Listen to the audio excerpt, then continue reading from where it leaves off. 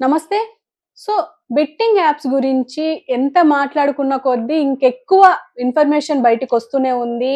ఈ వీటి root cause కనుక్కునే ముందుగానే ఎంతోమంది ఇన్‌ఫ్లుయెన్సర్స్ అంటే ఒక పక్క యూట్యూబ్ ఇన్‌ఫ్లుయెన్సర్స్, యాంకర్స్ వీళ్ళందరే గాకుండా పెద్ద పెద్ద స్టార్‌లున్నారు అని జెప్పేసి మనం మొదటి నుంచి మాట్లాడుకుంటున్నదే. అండ్ ఇప్పుడు వాళ్ళకి కూడా నోటీసులెళ్ళాయి. సో, ఇంతకు ముందు లాగా ఇప్పుడు లేదు ఈ బెట్టింగ్ యాప్ కానీ, బెట్టింగ్ గేమ్స్ గానీ ఇవన్నీ స్టార్ట్ అయ్యాయి. అయితే వీటన్నిటి గురించి అండ్ ఇప్పుడు ఈరోజు ఐపీఎల్ స్టార్ట్ అవ్వబోతుంది. ఇంకా బెట్టింగ్స్ ఇంకెక్కువ విజృంభించే అవకాశం ఉంది అని చెప్పేసి మాట్లాడుకుంటున్న సందర్భం. సో, దీని గురించి మనతో పాటు డిస్కస్ చేయడానికి రెడ్డన్న గారున్నారు. ఆయనతో మాట్లాడదాం. నమస్తే సార్. నమస్కారం. సార్, ఇప్పుడు ప్రస్తుతం ఈ బెట్టింగ్ యాప్స్ గురించి మాట్లాడుకోవాలి అంటే మనం మొదటి నుంచి దీని గురించి డిస్కస్ చేస్తూనే ఉన్నాము. ఇప్పుడు ఇన్‌ఫ్లుయెన్సర్స్ అయ్యారు. ఇప్పుడు పెద్ద పెద్ద స్టార్‌లు ఫామ్‌లోకొచ్చారు. అంటే వీళ్ళని ఎలా అరెస్ట్ చేస్తారు అని అనుకునే లోపు వీళ్ళకి కూడా నోటీసులెళ్ళాయి అని చెప్పేసి అంటున్నారు. వాళ్ళ పేర్లు బయటకొస్తున్నాయి. సో, ఇది ఎలా చూడొచ్చంటారు సార్? వాళ్ళ పీఆర్ టీమ్ ఎలా వర్క్ చేస్తుండొచ్చు? మీకు తెలియనిదొకటి ఏమిటంటే, భారతదేశంలో నివసించేవారు గాని, భారతదేశానికి వచ్చిన వారు గాని, ఈ దేశ చట్టాలని గౌరవించాలా? అదేగాక ఇక్కడ వాళ్ళు ఉన్నంత వరకు ఇతర దేశాల నుంచి ఇక్కడికొచ్చారనుకో, ఇక్కడ ఉన్నంత వరకు మన దేశ చట్టాలే వర్తిస్తాయి. ఓకే. కాబట్టి మీరు ప్రైమ్ మినిస్టర్ అనో, ఎమ్మెల్యే అనో, సినిమా స్టార్ అనో మీరు మర్డర్ చేస్తే, అయ్యో పాపం సినిమా స్టారు, ఈమె అందగత్తె, ఈయన మహా బాహుబలి లాంటి పిక్చర్లు చేశారు కాబట్టి ఈయన కేసు తీసేస్తామనేది ఉండదు. అందరికీ చట్టం సమానమే. చట్టం ముందు భారతదేశంలో ప్రతి ఒక్కళ్ళు, భారతదేశంలో నివసించేవారు కానీ, భారతదేశానికి విజిట్ చేసిన వాళ్ళు కానీ, వీళ్ళందరూ చట్టం ముందు సమానమే. ఓకే. కాబట్టి విఐపీలు కానివ్వండి, సినిమా స్టార్లు కానివ్వండి, కోటీశ్వర్లు కానివ్వండి, నిరుపేద రిక్షా దొక్కునే నిరుపేదవాడైనా చట్టం ముందు అందరూ సమానమే. ఓకే. సార్, ఇప్పుడు ఇన్‌ఫ్లుయెన్సర్స్ అంటే ఇప్పుడు చిన్న చిన్న యూట్యూబర్లు 1,000,000 ఫాలోవర్స్, సబ్‌స్క్రైబర్స్ ఉండి వాళ్ళకి ఇప్పుడు వీళ్ళు డబ్బుల కోసం కకృతి పడ్డారు అని చెప్పేసి మనం ఒక పక్క అనుకుందాం. కానీ ఇప్పుడు ఆల్రెడీ ఎస్టాబ్లిష్డ్ యాక్టర్స్ ఎప్పటినుంచో 90s నుంచి యాక్టింగ్ చేస్తూ పెద్ద పెద్ద నటులుగా ఉన్నవాళ్ళు. ప్రకాష్ రాజ్ గాని, ఇప్పుడు దగ్గుపాటి రానా గాని వాళ్ళకైతే ఆస్తుల గురించి మనం ప్రత్యేకంగా మాట్లాడుకోక్కర్లేదు. ఇంకొక పక్క మంచు లక్ష్మి, మోహన్ బాబు కూతురుగా అలాగే తనకు కూడా ఒక మంచి స్టేటస్ ఉన్న లేడీ. అండ్ ఇలా పెద్ద పెద్ద నటులు కూడా ఇలా వర్క్ చేయడం అంటే బెట్టింగ్ యాప్స్ ని ప్రమోట్ చేయడం వెనుక అంటే వాళ్ళ పీఆర్ టీమ్స్ పెద్ద పీఆర్ టీమే ఉంటది. మరి ఇవన్నీ అంటే లీగలా, ఇల్లీగలా అని ఆలోచించే శక్తి లేదంటారా పీఆర్ టీమ్ కి? ఎవ్వరికైనా ఉంటుంది. ఎందుకంటే దానిలో లోతుగా డెఫినెట్‌గా అది తీసుకునేకి ముందు, అరే ఇది లీగలా? ఇల్లీగలా? అని లోతుగా వెళ్ళి పరిశీలిస్తే డెఫినెట్‌గా దానికి సమాధానం దొరుకుతుంది. ఓకే. వాళ్ళు చేశారు కదా! వాళ్ళకేం కాలేదు. ఇప్పుడు మీరు ఒకటి గమనించండి. ఒక ట్రాఫిక్ సిగ్నల్‌లో గ్రీన్ లైట్ పడకుండా రెడ్ లైట్ పడితే కూడా అక్కడ ఉన్నోడు ఒకడు పోతే వాడిని చూసి ఇంకో 10 మంది వెళ్ళిపోతారు. అవును. సో అదే పరిస్థితి మనకి సెలబ్రిటీల విషయంలో కానీ, ఇంకోళ్ళ విషయంలో కానీ. ఒకళ్ళు పెట్టి చేశారు, ఇంకా నాకంటే అంత పెద్దవాడు చేశాడు, ఒకవేళ తప్పైతే ఆయన చేసేవాడు కాదు కదా, కాబట్టి ఆయన చేశాడు కాబట్టి మనం చేద్దాం. సో అట్లా ఏదో ఏదో ఈ మాట అనొచ్చునో అనకూడదు కానీ, ఒక దున్నపోతు సైడ్లోకి వెళ్ళిపోతే అన్ని దున్నపోతులు దాన్ని రాసుకుంటూ పోతాయి. సో ఆ విధంగా తయారైంది. వీళ్ళు డబ్బులున్న వాళ్ళు కొందరున్నారు, పేరు ప్రఖ్యాతులు ఉన్న వాళ్ళు కొందరున్నారు. సో వీళ్ళకి ఈ చిన్న డబ్బుతో అవసరం లేదు. ఇలాంటి వాళ్ళు ఇంకా చిన్నవాళ్ళు, అరే డబ్బులు లేవు, 10 రూపాయలు సంపాదించుకుని ఇంకో పెద్ద ఛానల్ పెట్టుకుందామను ఏదో తెలియకనో చేసినారంటే దెర్ ఇస్ ఎ మీనింగ్. పెద్ద పెద్ద డబ్బులు, ఇప్పుడు డబ్బు ఎవరికి చేదు?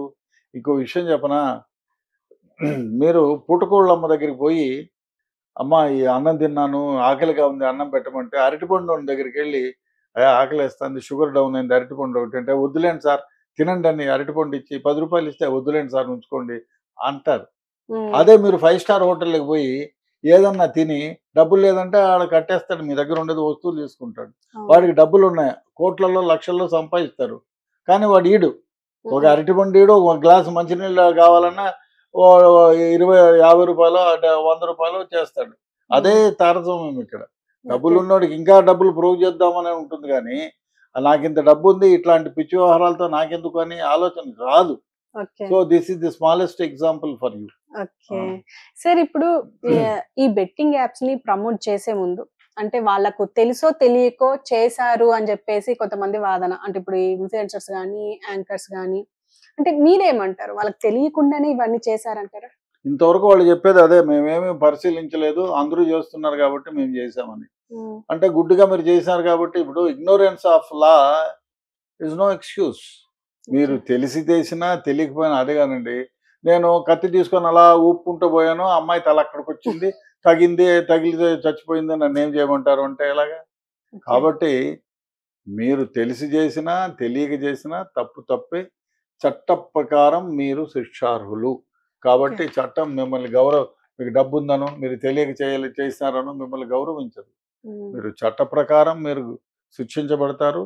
అది మీరు నాకు తెలియలేదు, నన్ను క్షమించండి అంటే, అది ఏదన్నా ఒక తప్పు పొరపాటున చిన్నదై ఉండి, జడ్జి గారు ఇది సమంజసమని నమ్మితే అప్పుడేమన్నా చేయగలడేమో గానీ, మామూలుగా అయితే మీరు తెలియదు అని చెప్పినంత మాత్రాన మీరు శిక్షార్హులు కాదు అని ఎవరు ప్రకటించలేరు.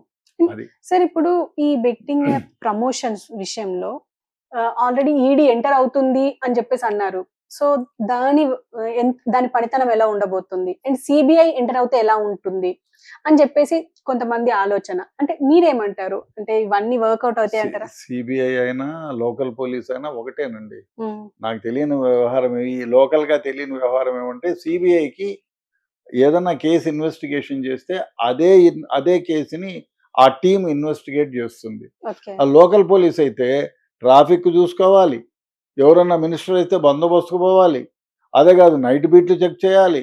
అదే కాకుండా ఏదన్నా క్రైమ్ అయితే చిన్న క్రైమ్ అయితే పరిగెట్టిపోవాలి. లేదు వీఐపీలకు బందోబస్తు చేయాలి. మర్డర్ కేస్ అయితే చేయాలి. అదే కాదు ఎక్కడైనా ఇల్లు కాలిపోయిందంటే పరిగెత్తిపోవాలి. సో హ్మ్. వీళ్ళకి మల్టీఫేరియస్ యాక్టివిటీస్ ఉంటాయి కాబట్టి ఒక కేసునే కాన్సంట్రేట్ చేయరు కాబట్టి వీళ్ళు గాని, సిఐడి వాళ్ళు గాని ఇస్తారు. అంటే వాళ్ళకు ప్రొఫెషనల్‌గా ఒక టైం ఉంటుంది. అదే పని మీద ఉంటారు కాబట్టి వీళ్ళు కరెక్ట్‌గా చేస్తారు, బాగా చేస్తారనేటువంటి పేరుంది తప్ప, హ్మ్. చట్టం ముందు వీళ్ళందరూ సమానమే. 379 ఇన్వెస్టిగేట్ చేసే సిబిఐ వాళ్ళు గాని, సిఐడి వాళ్ళు గాని, లోకల్ పోలీసులు గాని చట్టములో ఒకటే రకమైనటువంటి వాళ్లకు పవర్స్ ఉంటాయి. ఓకే. అదేవిధంగా ఐపీసీ గాని, సిఆర్‌పిసి గాని, క్రిమినల్ ప్రొసీజర్ కోడ్ గాని వాళ్లకు సమానమైనటువంటి హక్కుల్ని ఇస్తుంది. ఓకే. అంతేగాని సిబిఐ ఏదో చేస్తుంది, ఈడీ గురించి చెప్పారు. హ్మ్. ఎన్ఫోర్స్మెంట్ డైరెక్టరేట్ ఒకటి, తర్వాత డైరెక్టరేట్ ఆఫ్ రెవెన్యూ ఇంటెలిజెన్స్. హ్మ్. మీరు ఎక్కడైనా మనీ లాండరింగ్ జరిగితే ఈడీ ఎంటర్ అవుతుంది, ఎన్ఫోర్స్మెంట్ డైరెక్టరేట్.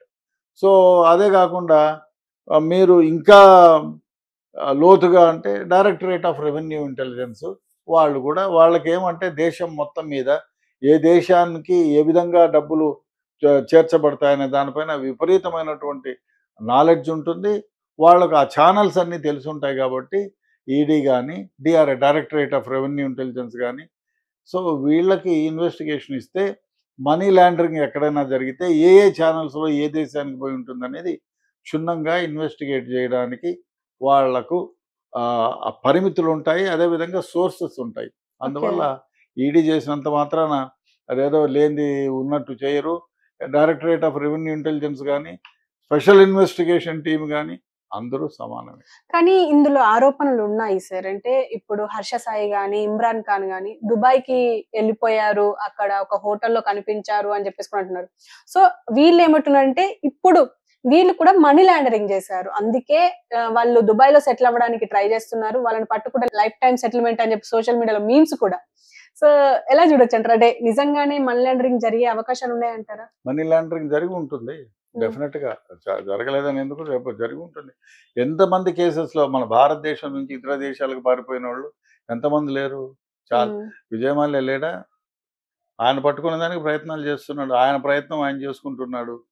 ఇంకో విషయం చెప్పనా మీకు? విజయ్ మాల్యా కారు ₹2,00,00,000 కారు 30,000కి 30,00,000కి 20,00,000కి యాక్షన్‌లో చేశారా?